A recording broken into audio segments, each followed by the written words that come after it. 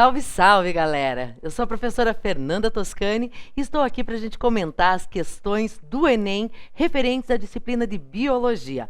Vamos lá? Vamos ver que essa prova não foi uma prova muito difícil, mas ela exigia alguma atenção, um pouco de detalhe. Dessa vez não cobraram tantos gráficos, tanto texto, mas sim um pouco mais da tua observação, da tua análise e também da percepção. Então vamos começar nesses comentários. Vocês vão ver que a prova foi muito mais fácil do que parece. Então nós vamos estar analisando a prova amarela. Você que tem outra prova, fique aí um pouco atento, mas nós vamos estar abordando a prova amarela e são 11 questões referentes à biologia. Então nós vamos dar foco nessa disciplina dentre a prova de ciências da natureza. Vamos lá então? Vamos começar com a questão 48 da prova amarela. Uma questão que, na verdade, ela exigia um pequeno conceito, nada de grandes coisas sobre biologia. Mas você precisava entender um pouquinho o esquema que foi passado para você. Então, vamos começar lá pela questão 48 da prova amarela. Em um laboratório de genética experimental, observou-se que determinada bactéria continha um gene que conferia resistência a pragas específicas de plantas. Em vista disso, os pesquisadores procedem de acordo com a figura. E você agora atento nesta figura. Então, nós temos uma bactéria. Então, vamos lá para a nossa marcação.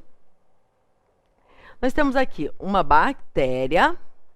Aí, desta bactéria, eles isolaram um DNA, um trecho do DNA bacteriano.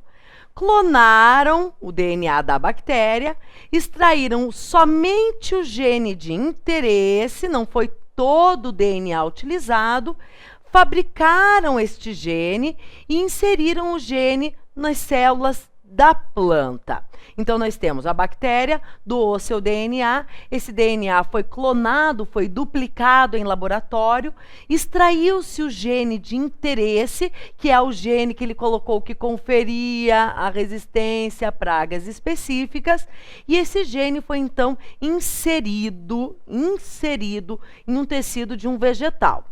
Então, quando a gente fala nessa modificação, nós estamos falando do conceito de OGM. O que significa isso? Organismos geneticamente modificados. E quando a gente fala em organismo geneticamente modificado, a primeira situação que deve vir na sua cabeça é transgênico. O termo transgenia, porque justamente os transgênicos, eles têm essa característica de utilizar um material genético de interesse, que confira uma característica benéfica, e introduzir em outro ser, em especial plantas, para que possa conferir então essas plantas uma nova característica. Então vamos continuar aqui. Agora com a pergunta dele. Do ponto de vista biotecnológico, como a planta representada na figura é classificada? E aí a gente vê, clone? Não, porque clonagem é manter os genes.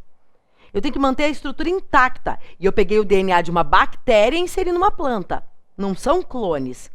Um híbrido, na verdade, é uma mescla de dois seres. E ali eu não estou fazendo a inserção, né? Não estou fazendo o cruzamento da planta com a bactéria. Eu estou extraindo um gene de interesse e introduzindo em outra espécie. Então, isso não é um híbrido. Mutante, tem alguma aberração, tem alguma alteração, né? Então, mutante é que ela não é. Adaptada. Daí ele forçou o chuchu na marmita também, né? Porque ali, adaptada era a única que você não podia marcar. E por fim, né? Então, aqui, a gente teria o termo adequado, né? Então, que seria a letra E, transgênica. Sempre que a gente falar em alteração genética, inserção de um gene de uma espécie em outra espécie, lembrar de transgenia.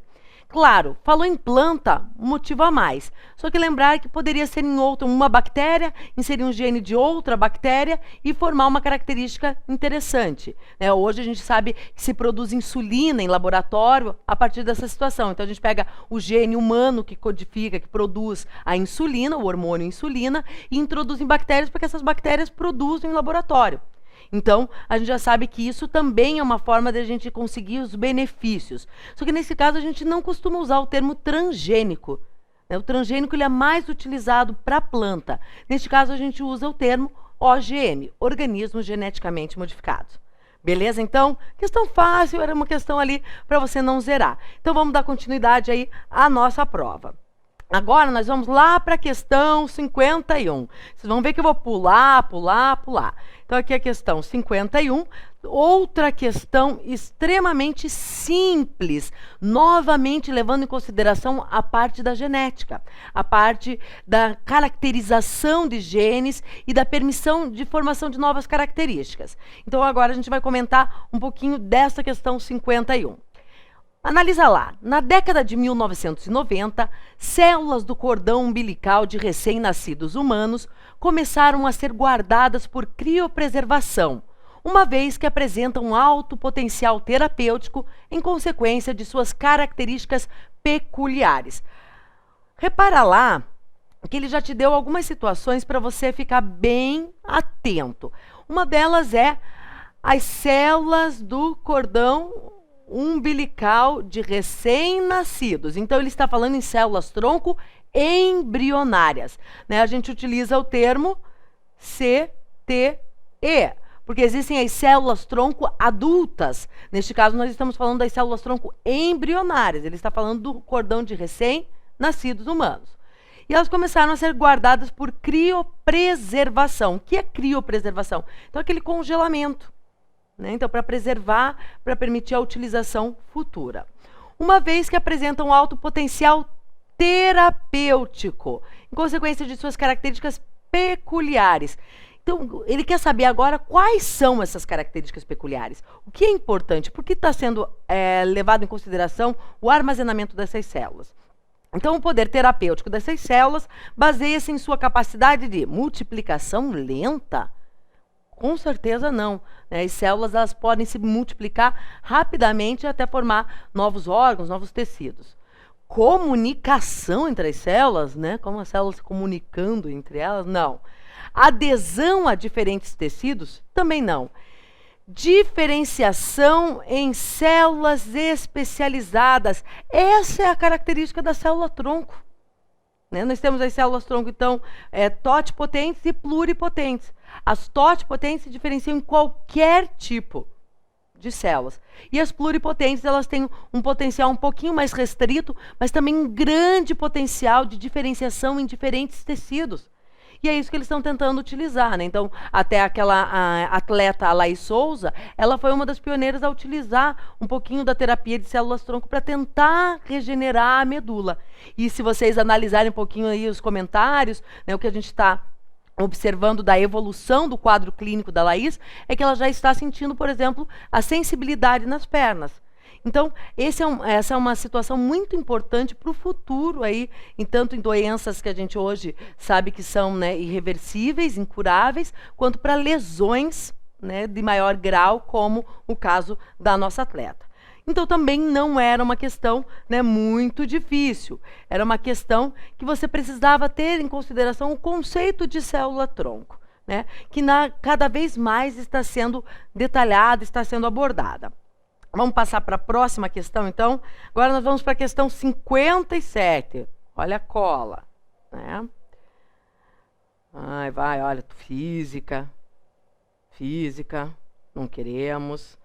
Não queremos química também, nós queremos biologia. E chegamos à questão 57, né, da prova amarela. Lembrando você que está nos acompanhando, né, não vai pegar a sua prova e ficar em desespero porque não está encontrando, né, essas questões. Então, nós estamos aqui na prova amarela. E aqui uma questão de genética. Podem reparar que até agora, 3 situações nós comentamos DNA. Em 3 situações se faz necessário o conhecimento da biologia molecular da célula.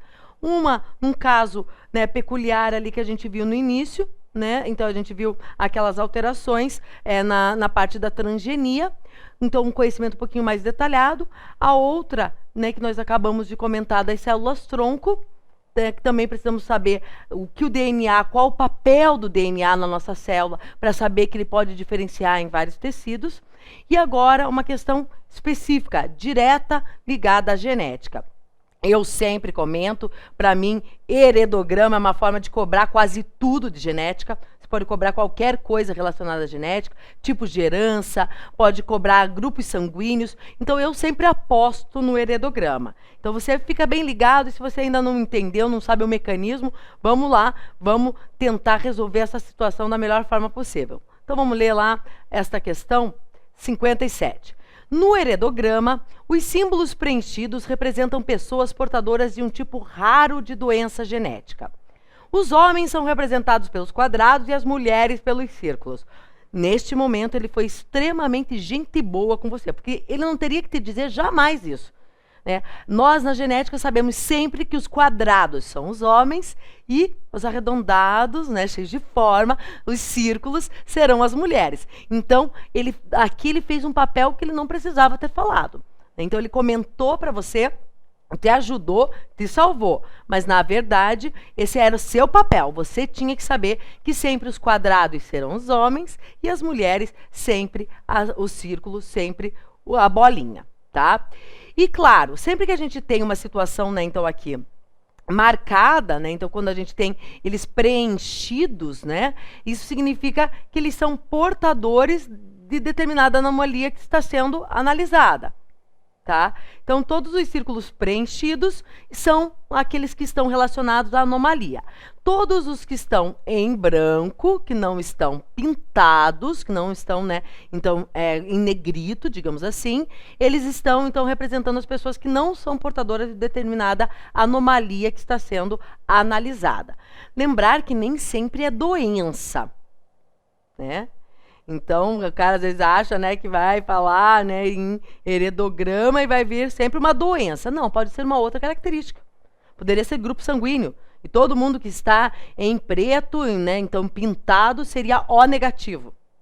Então, seria uma forma de a gente avaliar a característica. Por isso que eu sempre digo que no heredograma, também chamado de árvore genealógica, não vai sair falando por aí que você fez a árvore ginecológica da tua família, porque daí vai ficar mal para você. Então, árvore genealógica ou heredograma, tá? Então, a gente sempre vai utilizar esse tipo de padrão. Então, a gente pode utilizar para representar muitas coisas aqui. Então, vamos continuar aqui. Qual o padrão de herança observado para essa doença? E aí, eu vou pedir para você vir aqui comigo, bem pertinho, porque a gente vai precisar de uma situação bastante importante para a análise de heredograma. Primeiro, nós sempre vamos ter que perceber se a herança em questão, aquilo que está sendo demonstrado no heredograma, se é uma herança dominante ou se é uma herança recessiva. E existe uma situação muito importante, muito fácil para a gente chegar a essa conclusão. Então, sempre que a gente pensar nisso, sempre que você vê um heredograma na tua frente, você vai ter que buscar, né, se essa herança é dominante ou recessiva. É a primeira coisa. Até porque, se você vê a nossa pergunta, justamente é isso que ele fala. Ele fala, qual é o padrão da herança? Ele vai começar com dominante ou recessiva nas respostas. Então, o primeiro ponto, quando se abordar um heredograma, é você identificar se a herança é dominante ou recessiva. Ai, como que eu vou fazer isso? Então, na verdade, você vai fazer uma análise das gerações. Como assim? Sempre no heredograma nós representamos diversas gerações. Então, por exemplo, você representou a sua árvore genealógica, teria teus pais, teria teus avós, teus tios, bisavós, assim sucessivamente. Então, a gente tem várias gerações representadas no heredograma. O que a gente tem que analisar para perceber se a herança é dominante ou recessiva? Primeiro fato, sempre que pais normais, ou seja, que não estiverem pintadinhos, tiverem um filho afetado, essa herança será recessiva. Sempre. Olha a dica, né? Essa dica é preciosa, tá? Sempre que pais normais que não estiverem pintadinhos, tiverem um filho que apresenta anomalia, ou seja, que está pintadinho de preto, nós teremos, então, uma herança recessiva. Vamos voltar agora lá para o heredograma e nós já vamos conseguir identificar isso. Nós temos pais normais, deixa eu baixar aqui um pouquinho. Nós temos pais normais com filhos que tenham a doença. Reparem que todos os cruzamentos, em todas as gerações, nós temos algum dos pais afetados. Se os pais afetados, um dos pais pelo menos é afetado e apresenta filhos normais e portadores da anomalia, isso indica que essa herança é dominante. Ah, mas por quê? Porque para ter uma herança recessiva, nós precisaríamos de pais que fossem normais com um filho que tivesse a anomalia. Aí, neste caso, a herança seria recessiva. Aqui, todos os cruzamentos apresentam pelo menos um dos genitores com a anomalia. Consequentemente, esta herança é dominante. E aí você vai ver como eu já facilitei a tua vida só nessa pequena situação. Nós chegamos à conclusão, então, que a herança é dominante. Se a herança é dominante, né, então ele pede para nós o padrão de herança observado, nós vimos que a herança é dominante, tá? Então eu posso eliminar a letra B, porque ela fala que é recessiva, e nós vimos que não é. Nós podemos eliminar a letra C, porque também fala que é recessivo. E nós podemos eliminar a letra E, porque ela fala que é codominante. Não existe herança codominante. Ou a herança é dominante, ou a herança é recessiva. Existe uma outra situação na genética de codominância, que é quando dois alelos, eles somam a sua ação e os dois vão ser descritos, os dois vão ser observados. Então, por exemplo, é o caso do sangue AB. O indivíduo tem um alelo isão A, um alelo isão B. Soma o efeito dos dois e o indivíduo apresenta as duas proteínas na sua hemácia, que é a proteína A e a proteína B. Então, ele apresenta o sangue AB. Neste caso aqui, não tem nada, absolutamente nada a ver com a situação do heredograma em questão. Tá? Então, a herança poderia ser dominante ou recessiva. Reparem, nós já eliminamos 3 letras das 5. Sobrou 2 alternativas para você, a letra A e a letra D. Na letra A, ele fala dominante autossômica, que agora é a nossa próxima parada. Agora nós precisamos saber se a herança é dominante autossômica ou dominante ligada ao sexo. E aí existe uma situação bem importante. O que é autossômica? Que a maioria das pessoas não sabe o que é autossômica, então acha o nome muito bonito. Nossa, uma herança dominante autossômica, eu vou marcar essa porque é bonito. Então, não. Autossomos são os cromossomos que não são os cromossomos sexuais. Nós temos 23 pares de cromossomos, no total 46. Destes 23 pares, 22 são autossômicos, são cromossomos autossômicos. E somente um par é o par sexual. Então, quando a gente diz que a herança é autossômica, é porque ela independe do sexo.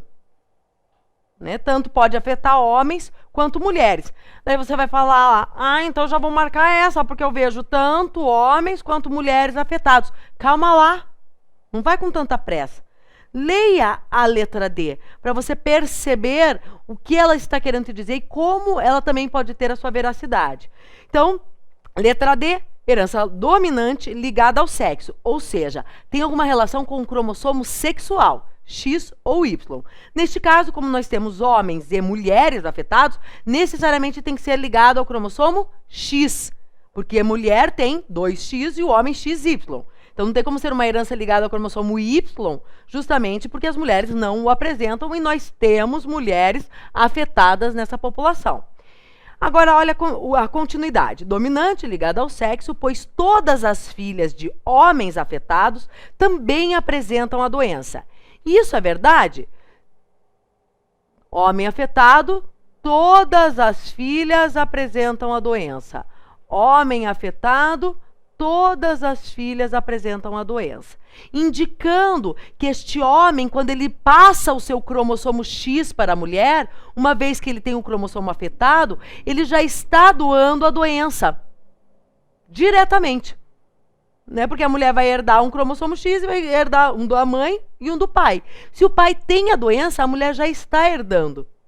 Tá? Então, por isso, a resposta correta seria a letra D. É uma herança dominante, ligada ao sexo, pois todas as filhas de homens afetados também apresentam a doença. E muito cuidado, porque muitas pessoas marcaram a letra A, dominante autossômica, pois a doença aparece em ambos os sexos. E não se alertou para o que dizia na letra D. Combinado? Beleza? Então tem que prestar bastante atenção, e um dos pontos mais importantes do heredograma é o reconhecimento se a herança é dominante ou recessiva, e depois se ela é autossômica ou ligada ao sexo. Se você souber identificar essa situação, você matou a questão. Não tem para ninguém, é você na área. Beleza? Então vamos continuar aqui. Vamos ver qual que é a próxima questão. Agora a questão 64. Vai. 63, estamos perto. 64. Opa, aí, ó. E essa questão também um conceito muito básico que você precisava ter. Então, por isso, tentar no Enem conseguir acertar essas questões. Tudo bem que a gente sabe que as questões de níveis fáceis, né, elas têm uma pontuação um pouco menor do que as mais difíceis. Mas se você errar essa, né, o teu concorrente vai acertar. Né? Então, a gente tem que tomar muito cuidado e ficar sempre atento. Então, vamos lá na questão 64 da prova amarela. Segundo a teoria evolutiva mais aceita hoje, as mitocôndrias, organelas celulares responsáveis pela produção de ATP em células eucariotas ou eucariotas, assim como os cloroplastos, teriam sido originados de procariontes ancestrais que foram incorporados por células mais complexas. Então, esta é a teoria que nós chamamos de teoria de endossimbiose. Tá? É a teoria mais aceita para a origem dos cloroplastos e das mitocôndrias. Por quê? Porque são organelas que vão apresentar dupla membrana, vão apresentar DNA próprio, características muito peculiares. Tá? Neste caso aqui, ele cita as mitocôndrias. É sobre elas que nós vamos ter que saber alguma coisa, vamos ter que acertar essa questão. Então, uma característica da mitocôndria que sustenta essa teoria é a capacidade de produzir moléculas de ATP? Não, porque a capacidade de produzir moléculas de ATP não está diretamente relacionada com essa organela ter sido originada de uma célula procariota envolta por outra eucariótica. Então, não faria sentido. Tá? Então, não é a capacidade de produzir ATP. Presença de parede celular semelhante à de procariontes, da onde mitocôndria com parede celular, pelo amor de Jesus? Né? Então, não. Né? A mitocôndria ela tem dupla membrana, a membrana mais externa e a membrana interna, que forma as cristas mitocondriais. Então, é uma dupla membrana, não tem parede celular alguma, ok? Presença de membranas envolvendo e separando a matriz mitocondrial do citoplasma. Na verdade, a matriz mitocondrial é uma estrutura semelhante ao citoplasma. Então, não há nenhuma estrutura envolvendo e separando a matriz mitocondrial do citoplasma. A matriz mitocondrial a gente compara, né, quando a gente vai abordar esse assunto, com a estrutura do citoplasma, porque contém água, sais minerais diluídos. Então, não tem algo em especial. E muito menos ela vai ser envolta, né, ou separada por uma membrana. Ok? D.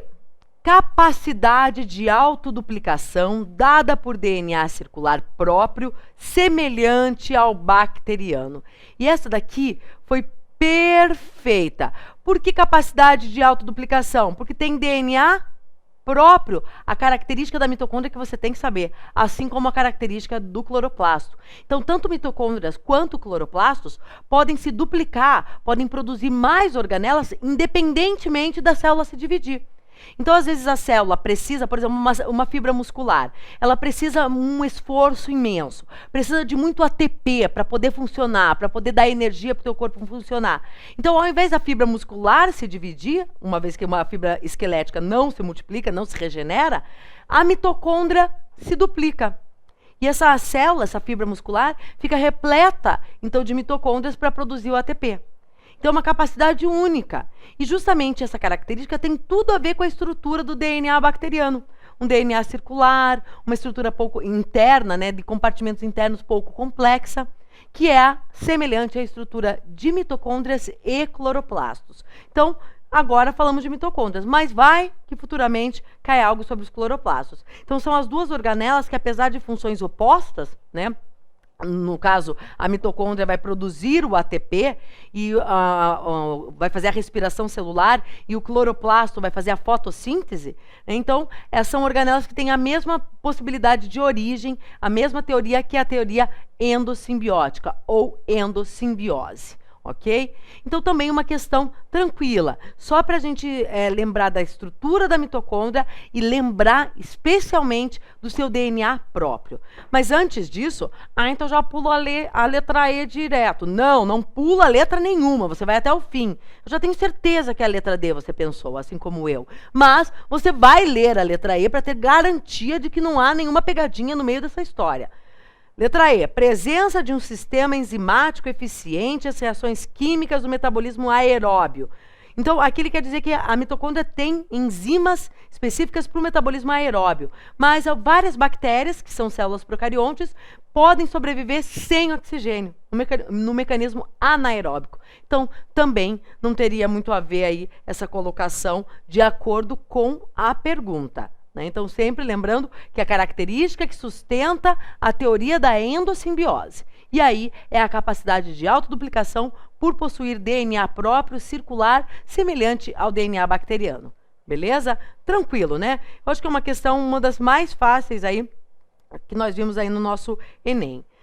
Vamos já aproveitar para a questão 67, né? Uma questão, essa a gente já precisa ter um pouquinho mais de cuidado. Eu adoro, eu sou apaixonada por mim, eu cobrava sempre, absolutamente, grupo sanguíneo. Eu amo, né? Tem tudo.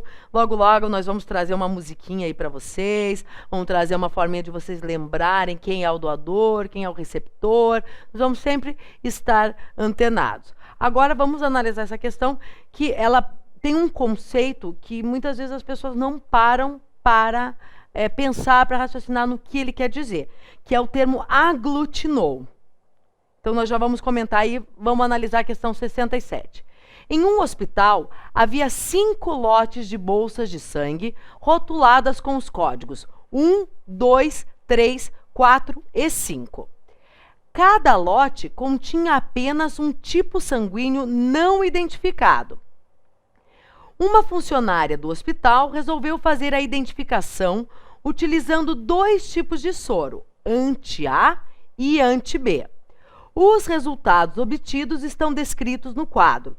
E a gente sempre fala que o Enem vai ter um monte de quadro, tabela, gráfico. E essa prova de biologia, especificamente, ela demonstrou poucos gráficos, poucas tabelas e mais desenhos esquemáticos. Então, vamos analisar este quadro aqui agora. Então, ele mostra lá o código, né, dos lotes, então, lote 1 a 5, o volume de sangue disponível, 22 litros, 25, 30, 15 e 33 litros, soro anti-A, soro anti-B, e se aglutinou ou não aglutinou. E o que isso significa? Aglutinou ou não aglutinou? Quando a gente fala que o termo aglutinou, significa que ocorreu uma reação que nós chamamos reação antígeno-anticorpo.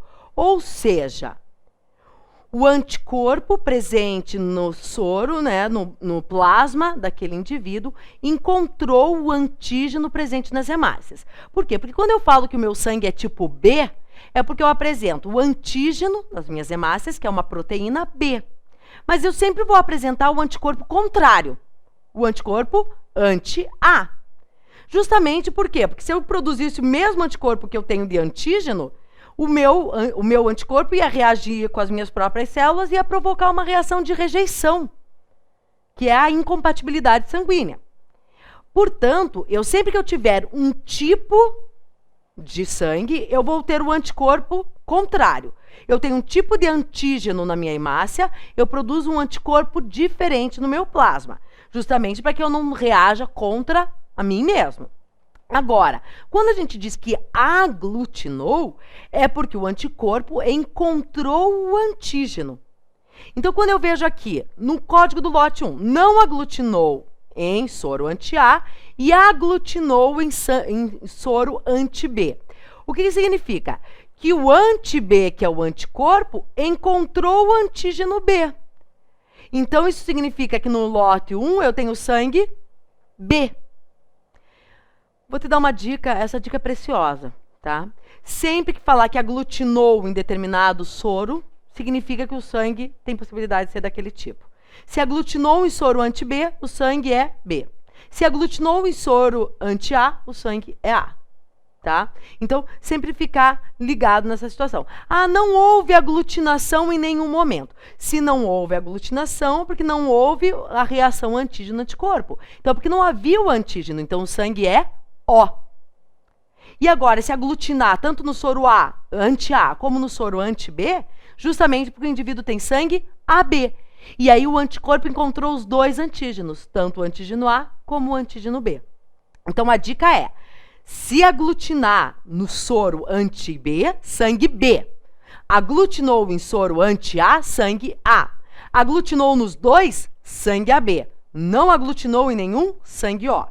Tá? Então, sempre tentar levar em consideração assim, se aglutinar no tipo anti-B, é o mesmo tipo sanguíneo que é o B, ok?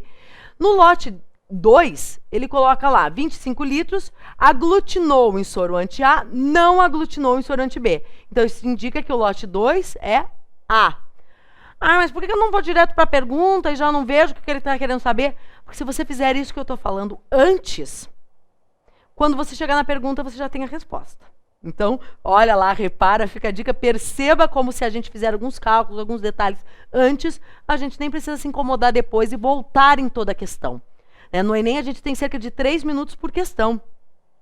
Né? Então, se você for ficar lendo o enunciado 5 vezes, né, quando chegar lá nas outras questões, você já tem que passar o gabarito e entregar. Então, quando você já vai fazendo, já vai marcando, como a gente está comentando aqui, você agiliza muito o teu tempo, ok? Então, aqui a gente já sabe que é sangue A. No lote 3, nós temos 30 litros, aglutinou no soro anti-A, aglutinou no soro anti-B. Então, teve reação antígeno-anticorpo. Portanto, o sangue é, AB. Tá? E aí, no quarto lote, nós temos 15 litros, não aglutinou em nenhum, sangue O. E no lote 5, não aglutinou em anti-A, mas aglutinou em anti-B. Então, aqui nós também temos sangue B. Então, dos 5 lotes, 2, 1 e 5, né, vão ser sangue B, um lote sangue A, um lote sangue AB e outro lote de sangue O. Mas repara na pergunta. Agora, olha só como você já agilizou a sua situação. Quantos litros de sangue eram do grupo sanguíneo do tipo A? E aí, se você reparar, nós tínhamos colocado, né, que aqui era sangue B, aqui era sangue A, AB, O e B. E se você reparar, de sangue A, somente o lote 2, somente 25 litros. Letra B. Você não precisou voltar para a questão para pesquisar quantos litros eram. Você já tinha marcado ao lado de cada lote o tipo sanguíneo. Marcou do lado de cada lote o tipo sanguíneo, ele te perguntou do sangue do tipo A. E do tipo A, somente 25 litros disponíveis. Então, não era uma questão fácil, porque você precisava lembrar do termo aglutinou. Tá? O que significa que aglutina? Ocorre a reação antígeno-anticorpo e aí forma como se fossem grumos na coagulação sanguínea. Formam como se fossem pequenos coágulos. Isso aglutina. É assim que eles fazem o teu teste para descobrir que tipo de sangue você tem. Pegam o teu sangue e jogam dentro desses anticorpos, né? Se anti-A e anti-B. Se o teu sangue reagiu com o anti-B e não reagiu com o anti-A, ou seja, aglutinou no anti-B e não aglutinou no anti-A, teu sangue é B. Se ele aglutinou no anti-A, mas não aglutinou no anti-B, teu sangue é A. Ele aglutinou nos dois, teu sangue é AB. Não aglutinou em nenhum, sangue O. Então, a tipagem sanguínea, que é o teste em laboratório, né, para descobrir o teu tipo de sangue, ele nada mais é do que essa reação antígeno-anticorpo entre o tipo de antígeno que você tem na tua hemácia, né, que eles chamam de aglutinogênios, com a reação do anticorpo específico, né, que vai ser chamado de aglutinina e sempre estará presente no plasma, ok? Então não era uma questão muito fácil, mas também se tivesse esse conceito, tivesse essa análise detalhada e já também a tua atuação ali do lado da questão, com certeza ficava muito mais fácil de fazer. Chuchu, beleza? Vamos para a próxima? Então não era uma questão muito fácil, mas também não era uma questão muito difícil. Ah, aqui já está bem próxima, já está do ladinho, inclusive, que é uma questão de cadeia alimentar, né? Então, questão 69, sempre lembrando, prova amarela. Neste caso, nós vamos ter uma questão que relata uma cadeia alimentar. Então, ele quer saber se aqui a gente pode classificar como consumidor primário, produtor. Então, esses pequenos conceitos, né, já adquiridos ao longo do teu terceiro ano, do teu cursinho, eles são fundamentais. Às vezes, a gente acha que são conceitos bobos, né, não serão úteis. Né? O que é produtor, consumidor primário, quem mais se importa? E aí o Enem utiliza numa questão inteligente, tá? Porque ele demonstra várias situações. Então, novamente a dica. Vamos sublinhando, vamos destacando as informações do texto que nos serão relevantes. Vamos lá, questão 69. Então, agora. Vamos lá, vamos marcar, então. Os parasitoides, misto de parasitas e predadores, são insetos diminutos que têm hábitos muito peculiares. Suas larvas podem se desenvolver dentro do corpo de outros organismos, como mostra a figura A. Então, aqui na figura A, que ele destaca para a gente, ela diz lá para a gente. Na fase adulta, após a cópula, a fêmea procura um hospedeiro e põe um ou mais ovos dentro do corpo da larva. Então, este parasitoide, tá? Vai ser, então, um parasita que vai se desenvolver dentro do corpo de outros organismos. Ok? A forma adulta se alimenta de pólen e açúcares. Em geral, cada parasitoide ataca hospedeiros de determinada espécie e, por isso, esses organismos vêm sendo amplamente usados para controle biológico de pragas agrícolas. Então, novamente, a forma adulta se alimenta de pólen e açúcares. Tá? Já as larvas podem se desenvolver dentro do corpo de outros organismos. E aí aqui, utilização para controle biológico de pragas agrícolas. Aí ele vai nos mostrar lá o ciclo de vida. Vou ter que apagar aqui o nosso enunciado e ele mostra lá. Na fase adulta, após a cópula, a fêmea procura seu hospedeiro e põe um ou mais ovos dentro do seu corpo. B. O ovo eclode e a larva do parasitoide se desenvolve dentro da lagarta. Então, reparem aqui que a larva se desenvolve, né, dentro da lagarta. A larva torna-se pupa, levando o hospedeiro à morte. O parasitoide, após a metamorfose, cava um túnel nos tecidos do hospedeiro e emerge como adulto. Então, aqui a gente tem um ciclo de vida, né, de um indivíduo que tem algumas das fases, né, de ovo, larva, pupa e adulto. Então, são algumas das etapas, das partes do desenvolvimento deste inseto, no caso aqui comentado. Então, nós temos a deposição dos ovos, o ovo eclode em forma de larva, a larva desenvolve em pupa e a pupa se desenvolve em adulto, se alimentando dos tecidos e cavando um túnel para poder eclodir. Lembrando que toda essa situação leva o hospedeiro à morte. Tá? Então, por isso que muitas vezes é uma relação só momentânea para o desenvolvimento da larva, mas que não é tão beneficiária para a espécie, justamente porque mata, né? Ela leva à morte do hospedeiro. No entanto, para o controle biológico de pragas agrícolas, isso é fantástico, porque leva à morte dessa praga. Então, consequentemente, é uma forma de controle biológico. Então, vamos lá para agora as perguntas. A forma larval do parasitoide assume qual papel nessa cadeia alimentar? Então, o que ele quer nos saber? Qual o papel desta larva parasitoide? Qual o papel na cadeia alimentar? Temos que lembrar lá, a cadeia alimentar é composta inicialmente por produtor. O que é um produtor? Aquele que faz fotossíntese, aquele que produz o seu próprio alimento, aquele que é autotrófico. Neste caso, a gente não poderia jamais considerar uma larva, sendo um inseto, sendo um animal, como um indivíduo que tem capacidade de ser produtor. Então, aqui, necessariamente, se houvesse, né, alguma situação relacionada à parte de produtor, já poderia ser desconsiderada. Ele foi gente boa e também levou em consideração que você sabia isso. Ele pensou, o cara sabe que o produtor é o autotrófico, é aquele que vai ser a base da cadeia alimentar. Geralmente, as plantas, em maior proporção, e também, muito importante, as algas, que compõem o fitoplâncton.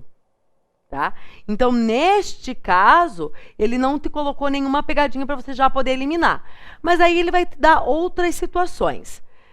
Consumidor primário, pois ataca diretamente uma espécie herbívora, não tem nada a ver nesse sentido.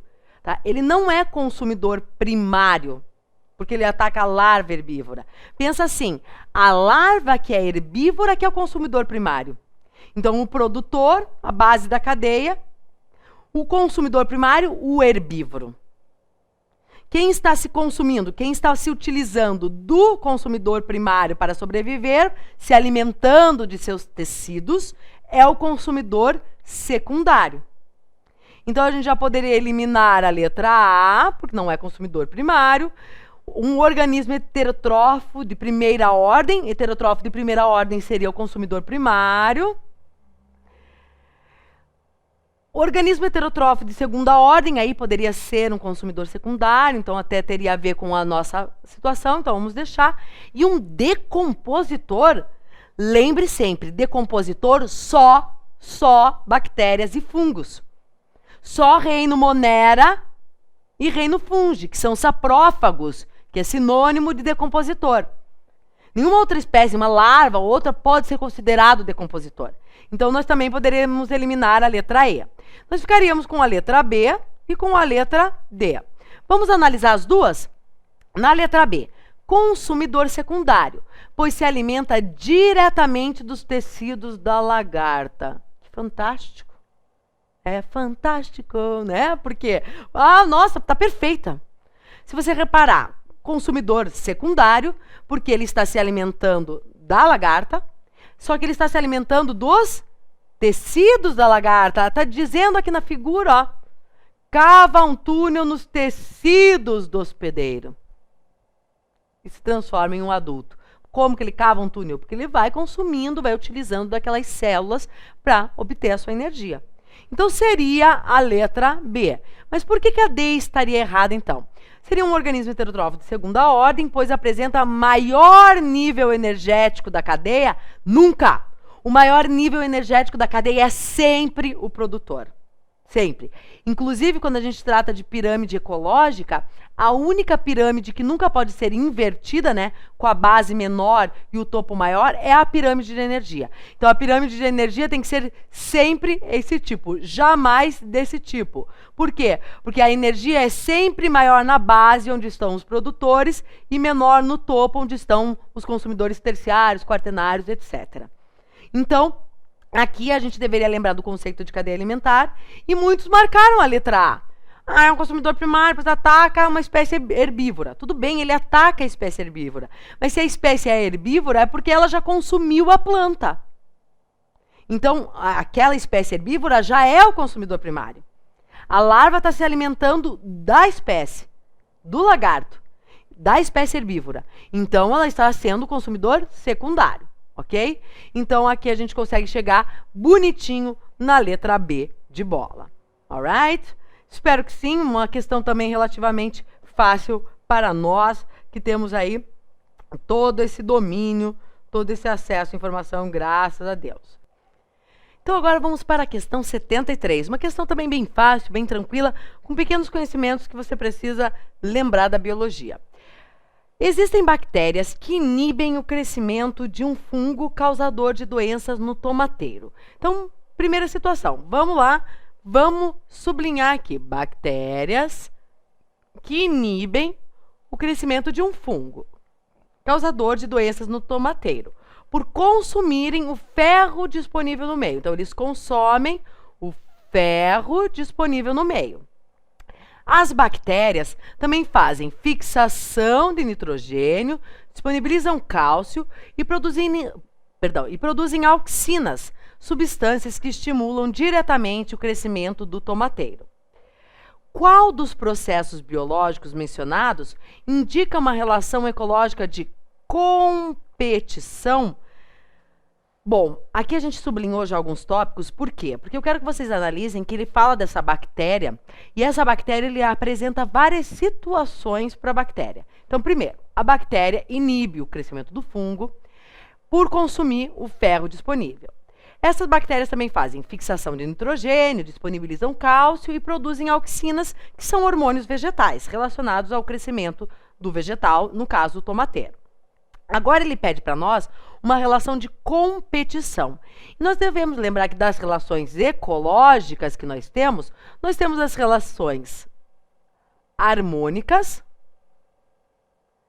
e as relações desarmônicas. As relações harmônicas são aquelas relações positivas que estabelecem benefícios à população. Nós poderíamos colocar a fixação do nitrogênio, disponibilização de cálcio e produção de auxinas. Já as relações desarmônicas são negativas e podem estar prejudicando uma das populações envolvidas. Um exemplo clássico de uma relação desarmônica é o parasitismo. Então, nós temos o parasita e o hospedeiro. O parasita sai beneficiado com a ação, mas o hospedeiro sai prejudicado. Então, ela é positiva para o parasita, mas negativa, desarmônica para o hospedeiro. No caso da competição, a competição também é uma relação desarmônica. Então, nós queremos desse texto que ele falou para nós, da bactéria em relação ao tomateiro, nós temos que procurar qual das relações está relacionada ao prejuízo, a algo negativo. E aí a gente vê o quê? Que as bactérias inibem o crescimento do fungo por consumir o ferro disponível no meio. Então, isso significa o quê? Que a bactéria e o fungo estão competindo. A bactéria vai diminuir o crescimento do fungo e ela vai se proliferar. Por quê? Porque ela consome o ferro disponível, não deixando a estrutura, aquilo que é bom, para o fungo. Então, o fungo regride seu tamanho, diminui seu tamanho, consequentemente sua população, e permite o aumento da população bacteriana. Então, isso é uma relação desarmônica, é uma relação do tipo competição. Com essa explicação, com essas partes sublinhadas, vamos às perguntas e às alternativas. Qual dos processos biológicos mencionados indica uma relação ecológica de competição? Letra A, fixação de nitrogênio para o tomateiro. A fixação de nitrogênio para o tomateiro é uma relação harmônica, positiva para o tomateiro. Afinal, esse nitrogênio será utilizado para toda a composição de aminoácidos, de proteínas desta planta. Então, a fixação de nitrogênio é bem importante, não é uma relação negativa. Disponibilização de cálcio para o tomateiro. A disponibilização de cálcio também beneficia o tomateiro, também é positiva, também é algo harmônico. Diminuição da quantidade de ferro disponível para o fungo. E isso faz com que o fungo diminua seu crescimento, causando a competição. Por isso, seria a letra C, C de competição, tá? Ah, mas então eu vou pular direto. Nunca vai pular, vamos para a letra D. Liberação de substâncias que inibem o crescimento do fungo. Em nenhum momento no texto ele comentou que a bactéria libera uma substância que inibe o crescimento do fungo. O crescimento do fungo é inibido pelo consumo do ferro pela bactéria, e não pela bactéria liberar alguma substância que iniba o crescimento do fungo. Então, isso é bem importante. E na letra E, liberação de auxinas que estimulam o crescimento do tomateiro também é positivo. Então, também é algo benéfico. Então, a letra correta seria a letra C, diminuindo a quantidade, né, de ferro disponível para o fungo, o que inibe o crescimento do fungo, e assim as duas espécies estão competindo pelo ferro disponível ao meio. Beleza? Tranquilo também, né? Então, só um pouquinho de análise, um pouquinho de calma, um pouquinho de paciência para poder observar. Então, da questão 73, nós já vamos para a questão logo abaixo, que é a questão 74. A questão 74 que aborda o cerrado. Você, né, que não está muito acostumado, que não está relacionado diretamente a esse bioma tão importante, tão interessante e tão rico em diversidade como o cerrado, para você pode ter ficado um pouquinho confuso. Mas a gente vai ver que existiam situações que davam para a gente direcionar para a resposta correta. Tá? Então, a situação não era tão complexa, e talvez você tenha olhado e falado, meu Deus, errado, não tem nada a ver com a minha realidade. Mas lembrando que o Enem é o Exame Nacional do Ensino Médio. Então, nem sempre você vai ter, né, relacionado à sua região, aos seus biomas, as características da região a qual você pertence. Então, tem que ficar ligado e também estudar um pouquinho, né, do geral. Tá? Então, vamos lá para essa questão 74. Uma região de cerrado possui lençol freático profundo. Então, uma informação importante para nós. Lençol freático profundo. Estação seca bem marcada, então a seca bem marcada, e grande insolação e recorrência de incêndios naturais. Então, outra informação importante, incêndios naturais pela insolação. 5 espécies de árvores nativas, com as características apresentadas no quadro, foram avaliadas quanto ao seu potencial para uso em projetos de reflorestamento nessa região. Então, ele vai demonstrar aqui, a partir dessa tabelinha, né, as características de 5 árvores e qual a mais potente para o reflorestamento, né, na região do Cerrado. Então, as 2 características analisadas foram a superfície foliar e a profundidade das raízes. Na árvore 1, nós temos uma superfície foliar coberta por tricomas. Tricomas que são aquelas estruturas tipo pelinhos, né, que tem várias funções, dentre elas a função de proteção na folha de uma planta. A profundidade das raízes da árvore 1 seria baixa.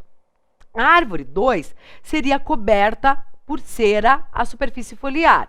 E já a profundidade das raízes seria alta. A árvore 3, ela seria coberta por cera a superfície foliar, mas profundidade das raízes baixa. A árvore 4, coberta por espinhos na superfície foliar e uma baixa profundidade de raízes. E a árvore 5, coberta por espinhos na superfície foliar, lembrando que os espinhos são folhas modificadas, né, já justamente para evitar a perda excessiva de água, e uma alta profundidade das raízes. Por onde que nós iríamos começar? Pela primeira informação que ele nos cedeu. Uma região do cerrado possui lençol freático profundo. Se o lençol freático é profundo, essa planta vai ter que buscar a água lá do fundo. Então, ela vai ter uma baixa superfície de raiz, uma profundidade de raiz, ou uma alta profundidade de raiz. Se o lençol freático está profundo, obviamente, ela tem que ter uma alta profundidade de raiz. E aí, eu já eliminava aqui, já eliminava aqui e já eliminava aqui. E eu ficaria com a árvore 2 e com a árvore 5. Agora eu tenho que analisar. O que é mais vantajoso na superfície foliar? Coberta por cera ou coberta por espinhos?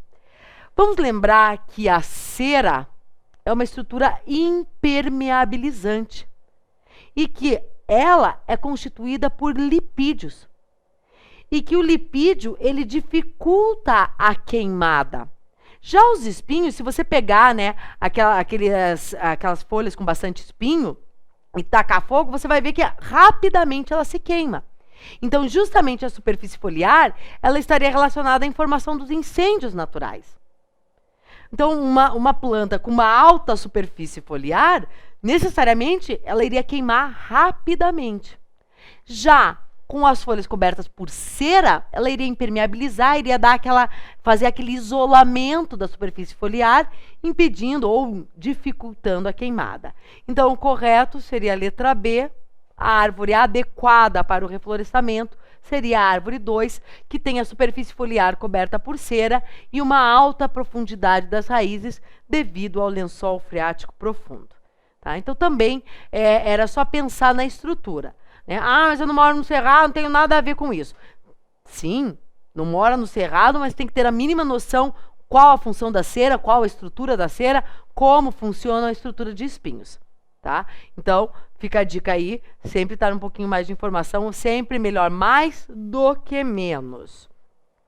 E aí a gente já falou, né, dessa questão, agora nós vamos para a questão 76. Na minha opinião, uma questão que é tranquila e que nós já deveríamos estar atentos. Por que estar atentos? Eu sempre comento nas minhas aulas que ciclos biogeoquímicos são os favoritos do Enem. Ah, o que é um ciclo biogeoquímico? O ciclo biogeoquímico são os ciclos dos elementos químicos na natureza. O ciclo da água é o mais comum, né? Então, a água evapora, daí ela vai então se condensar, formar as nuvens, aí de repente ela vai formar as chuvas, vai se precipitar, vai percolar pelos solos, ou então vai formar os rios, os lagos e os mares, e vai retornar todo o ciclo. Então, é o ciclo do elemento químico na natureza. Nós temos alguns ciclos principais: o ciclo da água, o ciclo do carbono, o ciclo do oxigênio e o ciclo do nitrogênio. Eu sou apaixonada pelo ciclo do carbono e do oxigênio. Esses dois sempre têm uma íntima relação com os efeitos, né, ambientais, como a poluição, né, como a destruição da camada de ozônio, efeito estufa, etc. E o mais difícil, na minha opinião, eu sempre comento com os alunos que de todos os ciclos, os mais difíceis da gente levar em consideração é o ciclo do nitrogênio. Para nossa surpresa, ou, na verdade, né, para o nosso ânimo, porque a gente sabe que também eles não gostam de colocar as coisas mais fáceis, na questão 76 da prova amarela, nós temos somente o ciclo do nitrogênio. Tá? Então, vamos ler lá a questão juntos. A aplicação excessiva de fertilizantes nitrogenados na agricultura pode acarretar alterações no solo e na água pelo acúmulo de compostos nitrogenados, principalmente a forma mais oxidada, favorecendo a proliferação de algas e plantas aquáticas e alterando o ciclo do nitrogênio, representado no esquema.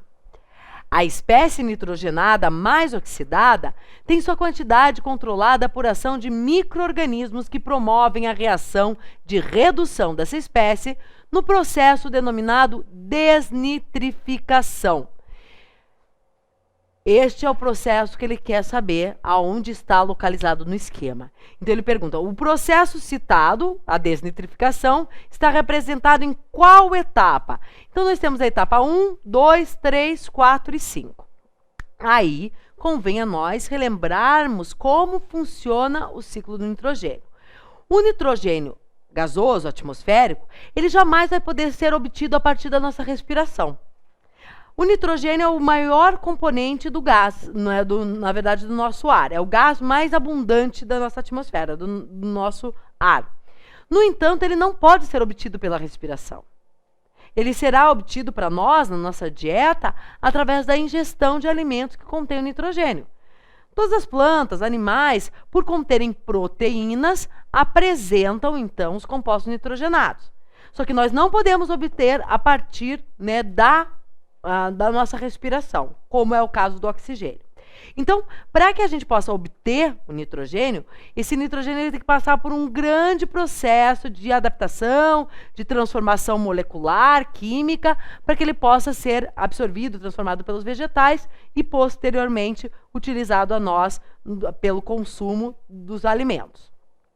Quando ele fala em desnitrificação, ele está falando do processo de devolução do nitrogênio para a atmosfera.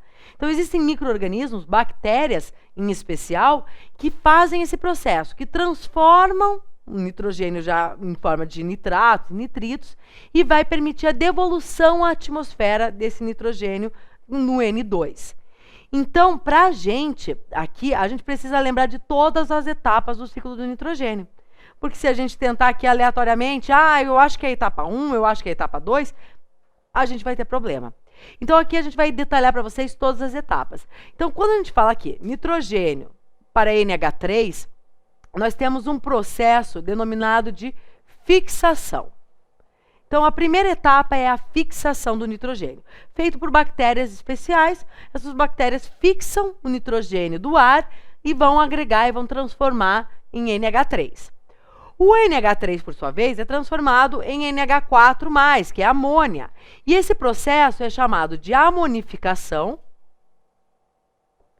ou amonização. Os dois termos você pode encontrar, então muito cuidado, tá?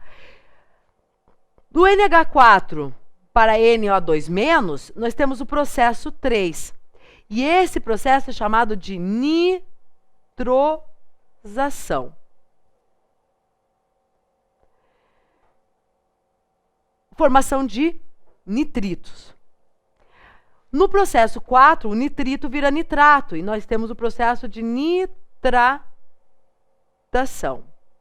Então, nitratação de formação de nitratos.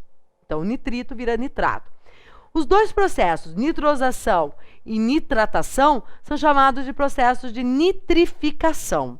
Meu Deus, quanto nome! É só o prefixo de nitrogênio, né? E nitritos e nitratos, né?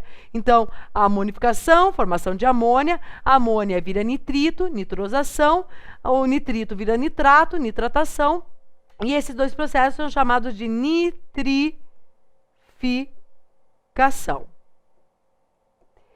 E o nitrato, então, se transforma em nitrogênio novamente, e é este o processo que ele quer saber. A transformação de nitratos, né, em nitrogênio para ser devolvido ao ar. Então, este seria o processo de desnitrificação que ele procura. Então, se você fizesse esse esquema, fosse colocando, né, então, os nomes, as situações, né, recorrentes, como a gente fez aqui do lado, o processo citado, desnitrificação, está representado na etapa...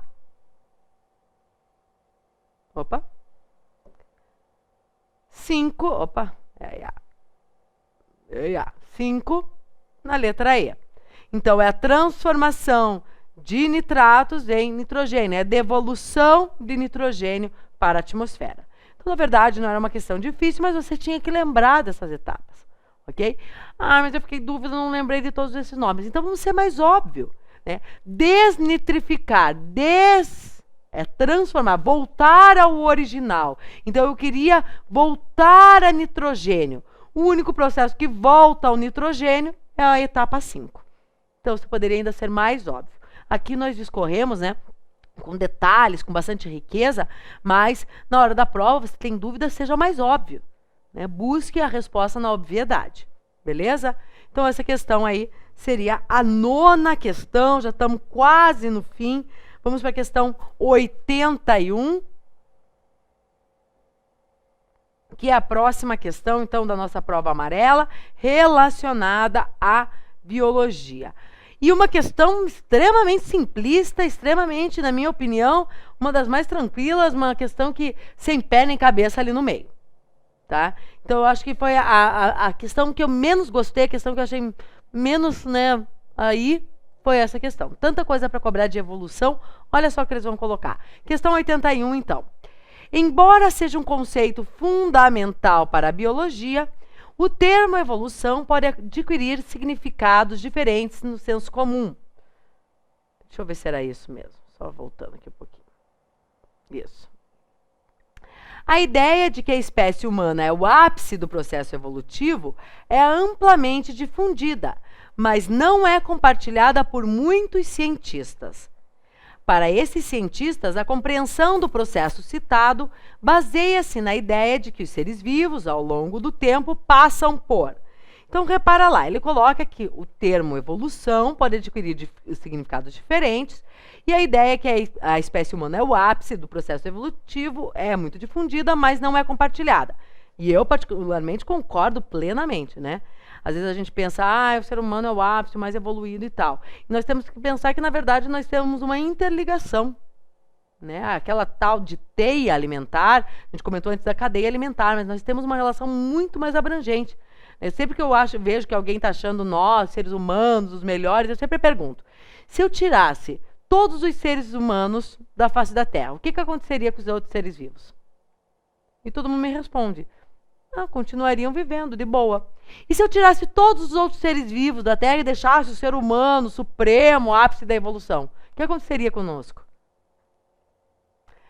Vai vendo. Então, na verdade, essa questão de evolução, de seres mais aprimorados, depende da característica. Cada ser vivo tem sua característica peculiar, sua característica única. Todos são importantes e todos participaram desse processo de aprimoramento.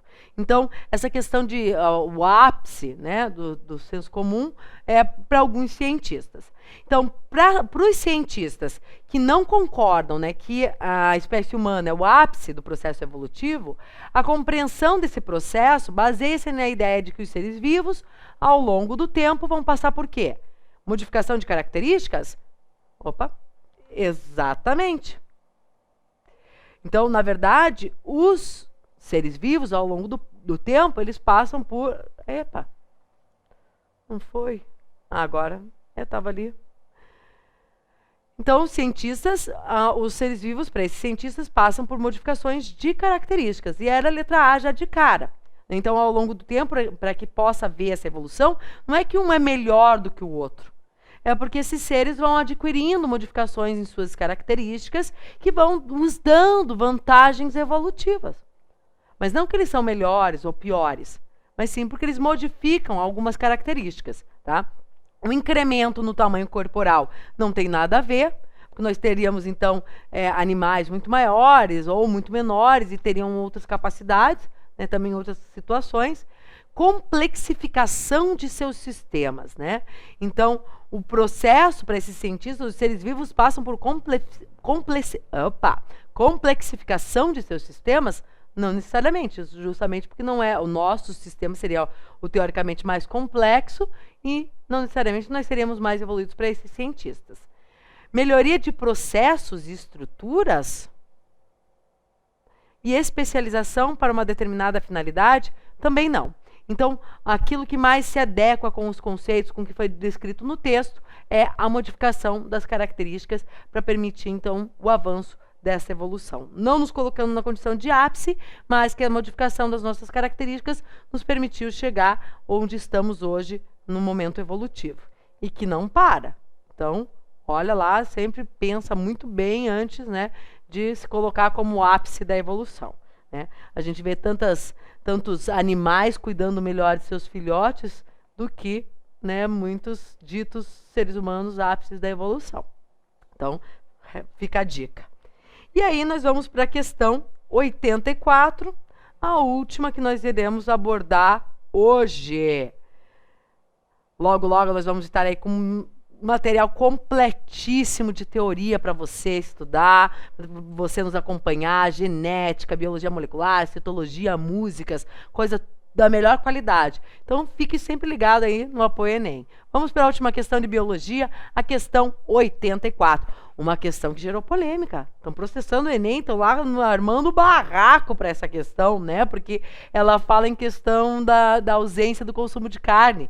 E aí diz que a pessoa está sofrendo carência do quê? Né? Então, os vegetarianos ficaram loucos da vida com essa questão. Estavam aí fazendo até várias menções aí de processar Enem, né? de falar com o MEC, de tentar alguma situação diferente. Então, vamos ler essa questão. Na década de 1940, na região centro-oeste, produtores rurais cujos bois, porcos, aves e cabras estavam morrendo por uma peste desconhecida, fizeram uma promessa, que consistiu em não comer carne e derivados até que a peste fosse debelada. Assim, durante 3 meses, arroz, feijão, verduras e legumes formaram o prato principal desses produtores. Para suprir o déficit nutricional a que os produtores rurais se submeteram durante o período da promessa, foi importante eles terem consumido alimentos ricos em... E aí que gerou a polêmica. Olha lá. Para suprir o déficit nutricional. Só porque o cara deixou de comer carne. O vegetariano faz o quê? Então, todos estariam com déficit nutricional. Então, tem que tomar cuidado mesmo para não entrar em controvérsias. Então, para vocês verem que até em provas de níveis gabaritados, tem esse tipo de erro e pode dar problema mesmo. Vai dar BO. E aí ele diz que para suprir o déficit. Mas nós aqui não vamos julgar, não vamos criticar, vamos só, né, comentar em termos da biologia, o que isso queria dizer, o que eles quiseram dizer com essa questão. Então, para suprir esse déficit nutricional, eles deveriam consumir alimentos ricos em... Então, eles deveriam consumir alimentos ricos em vitaminas A e E. Bom, se ele está consumindo arroz, feijão, verduras e legumes, ele tem vitamina A e E. Frutose e sacarose são carboidratos, não tem nada a ver com a carne. Aminoácidos naturais, aminoácidos essenciais. Então, na verdade, era para você ficar na dúvida entre os aminoácidos, né? Fala sério. Tem 2 aminoácidos. E daí, você vai marcar vitamina A e E, T-degolo, né? E ácidos graxos saturados, nada a ver, porque também nós estamos falando aí, nesse caso, de lipídios. Então, eliminaríamos letra E, eliminaríamos letra B, eliminaríamos letra A. Se você parar para pensar e analisar a nossa resolução, basicamente nós eliminamos sempre 3. Ficamos sempre com 2 alternativas, tá? Agora basta. Aminoácidos naturais ou essenciais? Naturais ou essenciais? O que eu faço? Pensa no termo natural. Natural porque naturalmente o seu corpo produz. Essencial, você não produz. Portanto, você deve consumir. Se o natural você produz, você precisa ingerir carne para ter aminoácido natural? Não. E aí, a nossa correta seria os aminoácidos essenciais, porque carne é fonte de proteína, proteína é formada por aminoácidos, e os aminoácidos essenciais são aqueles que o nosso corpo não tem capacidade de produzir, necessita do nosso consumo. Então, seria a resposta correta, os aminoácidos essenciais. Para você que nos acompanhou, para você que verificou essa prova, essa resolução, viu que a prova não foi um bicho de 7 cabeças, não. Né? Umas questões com um pouquinho mais de dificuldade, mas que faz parte e que você pode ser o diferencial, né, para a sua conquista. E outras questões extremamente fáceis, que bastava ter um mínimo conhecimento de biologia, para que você pudesse realizar. Então, aqui fica a dica de a gente sublinhar as questões, eliminar as alternativas, porque é muito mais fácil a gente jogar com 2 do que com 5. Né? Fica muito mais fácil a gente acertar. Então, a gente fica na nossa dica, fica aguardando vocês aí no Apoio Enem e fica ligado, porque nós vamos ter muitas novidades. Esse próximo ano de 2015 vai estar repleto aí de sensações, em especial, que eu posso falar por mim, né, aqui na área de biologia. Com o maior prazer, com a maior gratificação e, claro, sempre pensando em você, no seu aprendizado, e estaremos sempre abertos às suas dúvidas. Então, um ótimo fim de ano aí para vocês. Nos encontramos no ano que vem, 2015, tá aí, e com muitas novidades no Apoio Enem. Um grande beijo para vocês. Até mais!